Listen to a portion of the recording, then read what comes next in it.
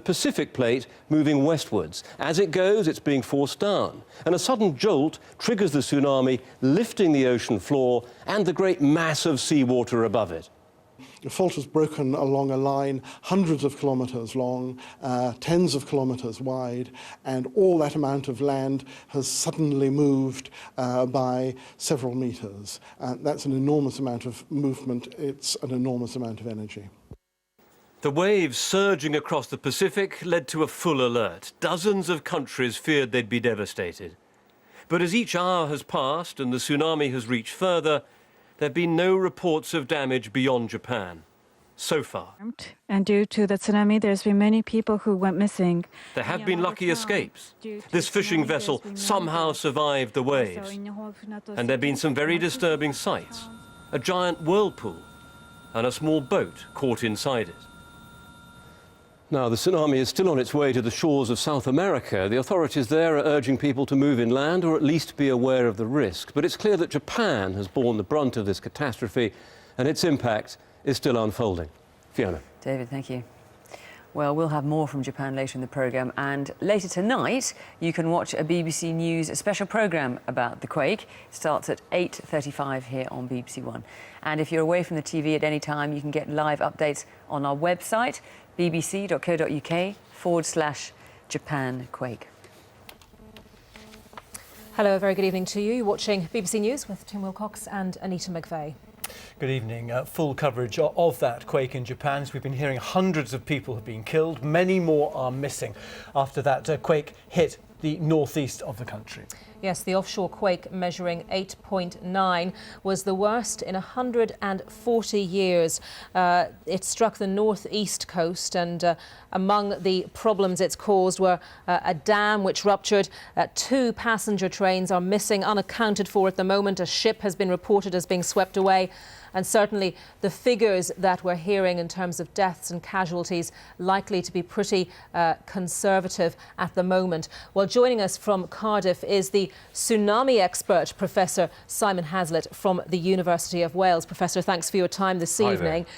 Not every earthquake, of course, causes a tsunami or triggers a tsunami. Why did it in this instance? No, you need an earthquake of at least 7.5 on the magnitude in order to generate a big tsunami. You can get smaller tsunamis created by smaller magnitude earthquakes, but for a really big one it has to be over 7.5.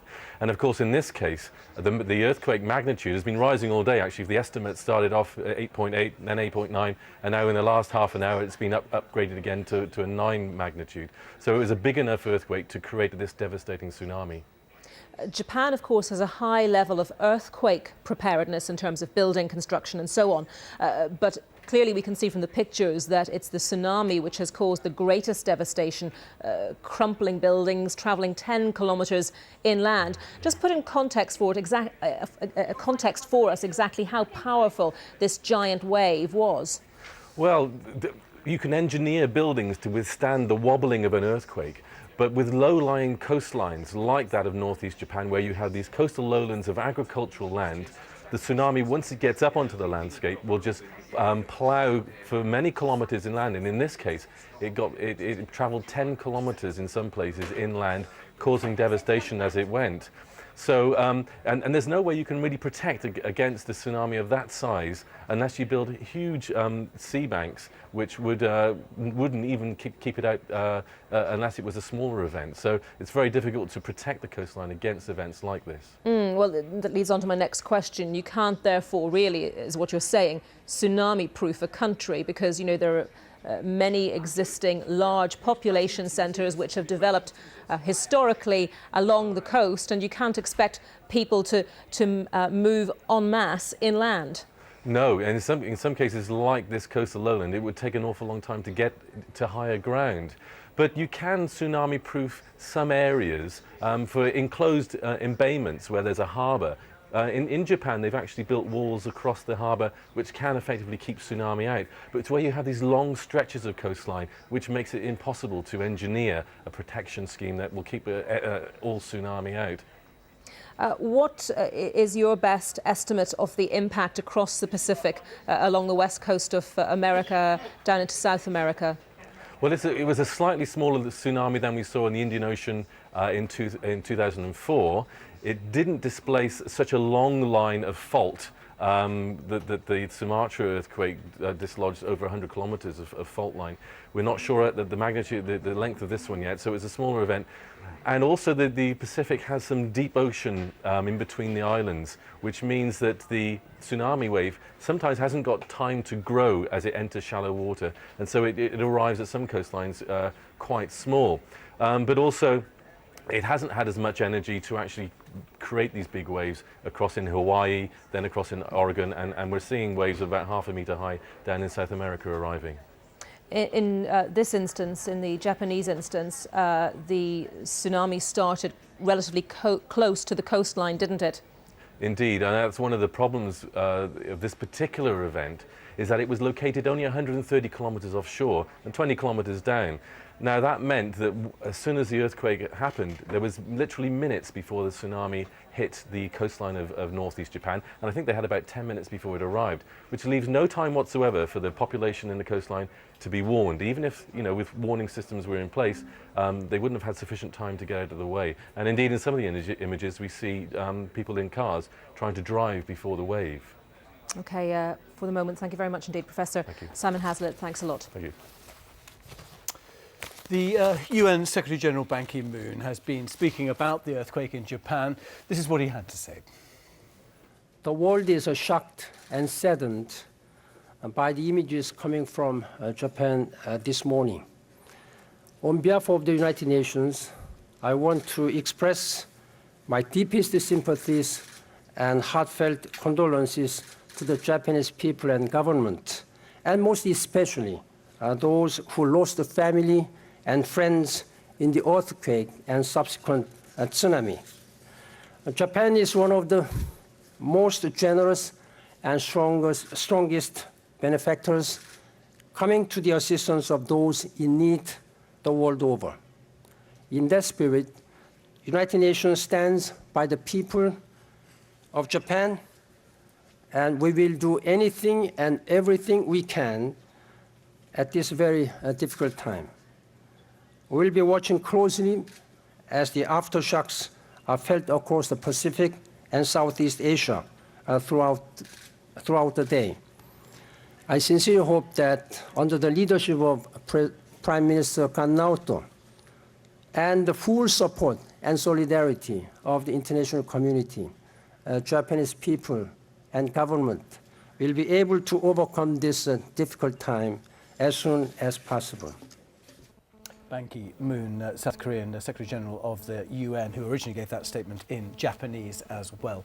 Well, let's look at a bit more detail at the earthquake resulting in that tsunami and those tsunami warnings across most of the entire Pacific coast. Why do earthquakes set off tsunamis? Let's find out a bit more about the science of this with our correspondent Palab Ghosh. Palab, this happens in an area known as the Ring of Fire. Just explain why this is so seismically active. Well, the entire Pacific Rim, as you say, is so active. And we have an illustration here that will explain why it's got that incredible name, the Ring of Fire. You can see the area marked in red.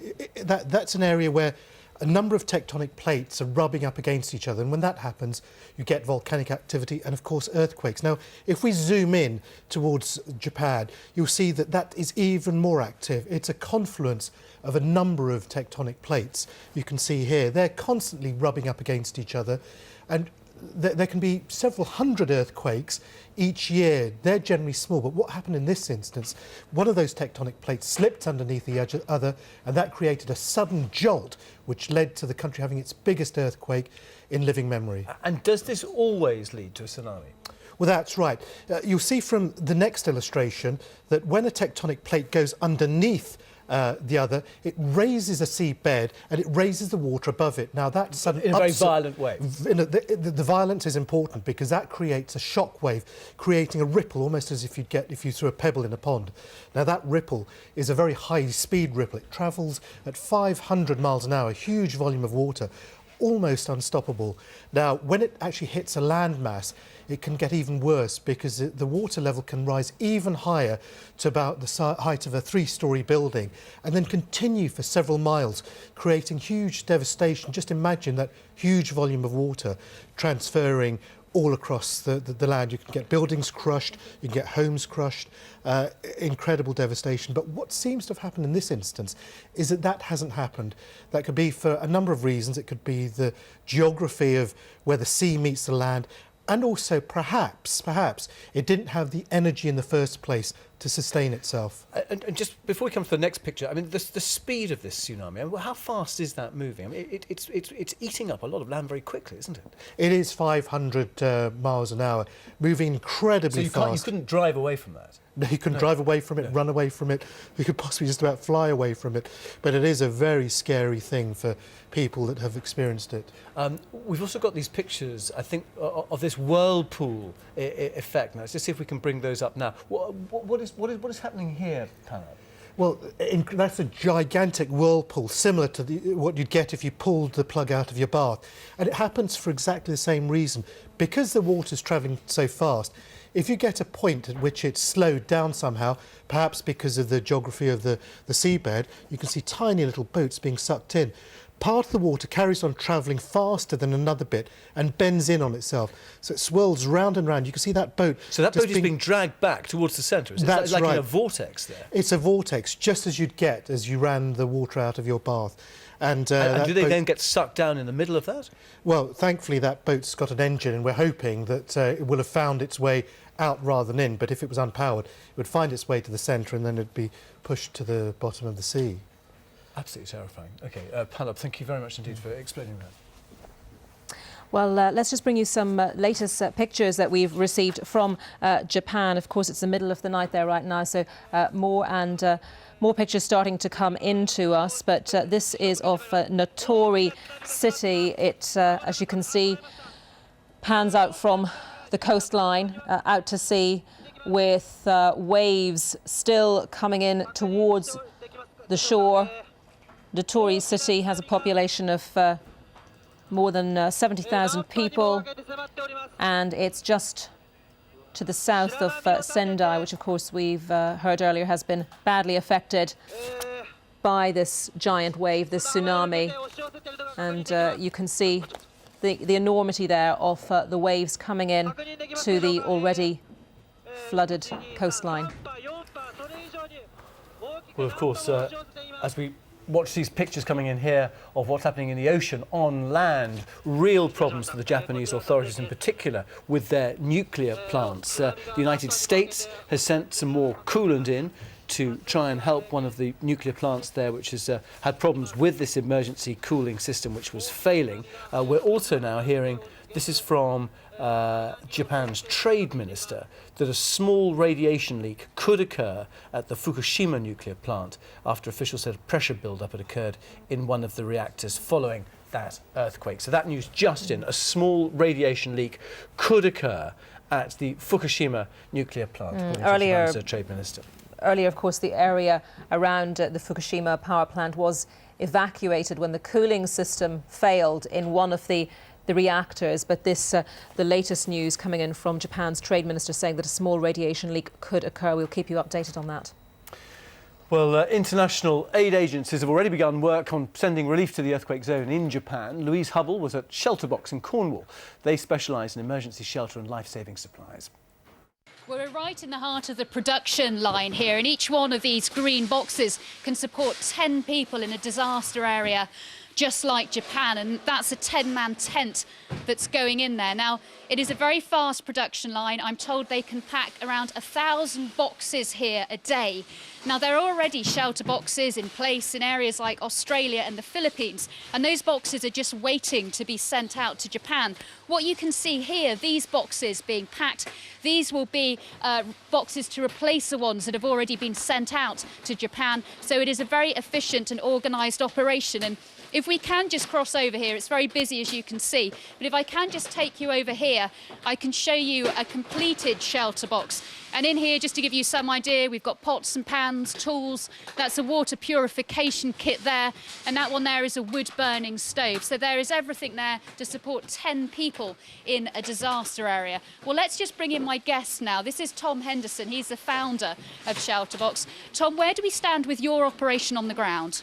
Well, our people are moving there as we speak. This thing's been unfolding now for the last 6 or 7 hours. Early hours this morning we got the call, and we were able to move our people straight from Australia and the Philippines towards Japan to get their feet on the ground to start the assessment work.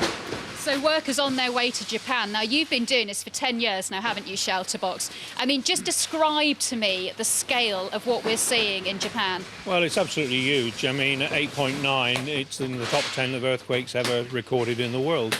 And people measure it by Haiti and tsunami and the Asian tsunami 5 years ago. So it's a huge, huge event and still unfolding. As we speak, the tsunami wave is making its way across the Pacific towards the Philippines and Indonesia, Hawaii, and even the coast of Mexico. So it's a huge event. And unfolding, as you say, it's almost difficult to know which areas to tackle first. What will the priorities be for the teams on the ground? Well, the priorities, as ever, are to stay safe, of course. That's the prime function. But also to get involved with that assessment process. They'll be talking to the government on the ground and some of our Rotary clubs that we engage with all the time and people that we know and trust. So getting together that information, remembering, of course, it's a huge disaster. No infrastructure, no roads, no communications, no water, no transport. The airports are down. So those initial hours are hugely important. So at the moment we're doing that assessment, but at the same time moving our people and our resources, our boxes towards Japan. And the damage to the infrastructure you've just described for all aid agencies, it must be extremely difficult to actually get the aid to where it's needed. Well, that's the huge challenge for any agency, and ours is no different. That's what we do at Shelterbox. Our fleetness of foot and the resourceful people that we put on the ground overcome those obstacles. But it's a huge challenge for everybody. Imagine now it's dark as well to add to the problem. So huge challenges ahead for everyone. So a lot of challenges ahead, and as we can see, I mean, the shelter boxes here all being packed out, and it is, as you say, a very, very swift response. It is, and that's what we pride ourselves at Shelterbox. It's our forte. We want to be in. We're not first responders. We don't want to be there helping with the in the rubble, but we want to be there within those 12 hours, in the hour of the greatest need, when people are still shocked. Get the families, get the people, get the children out of the rubble, get them into a tent, get them under cover so they can think about their life, how they're going to sort it out. So that initial response, we're the front end, the sharp end of any disaster response. That's what Shelterbox does. OK, Tom, thank you very much for joining us. I'll let you get back to it. But as you can see here, shelter boxes being packed all the time, and these boxes will be very shortly on their way out to help. Louisa Hubble there at Shelterbox. Now we just